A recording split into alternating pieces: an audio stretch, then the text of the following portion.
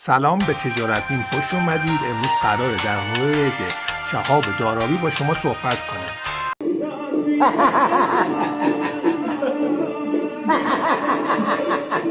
اگه هر کس با فضای مجازی سر کار داشته باشه این آقا رو حتما دیده. شهاب دارابی ملقب به یوز ایرانی ویدیوهای طنزی از روزمره‌های خودش آپلود میکنه که همین ویدیوها باعث میشه اون معروف بشه. خوش باش، خوش. مال دنیاست. هرس نخور. بیا مربا بخور، خامه بخور، کره بخور. میمرها که میبینن این ویدیوهاش خوراک ساختن میم از اون ویدیوهاش استفاده میکنن و باعث وایرال شدن اون توی فضای مجازی میشن و همینجور میشه که اون معروف میشه. سلام نوکرتم، صفت بخیر.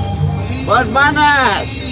چند روز پیش کامیوندارها اعتراض میکنن به گرونی گازوئیل و نصرفیدن بار بردن برای اونا و بارهایی رو جابجا نمیکنن و همین بارهایی که اونا جابجا نمیکنن روی زمین میمونه و اون میوه‌جات و سبزیجات خراب میشن و ضرر بزرگی به کشاورزا میزنن. اون دولت هم که میخواد بیا جلوی این مشکل رو بگیره میاد کسایی که اعتراض کردن و دستگیر میکنه که شهاب دارابی هم جزو این نفرات بوده.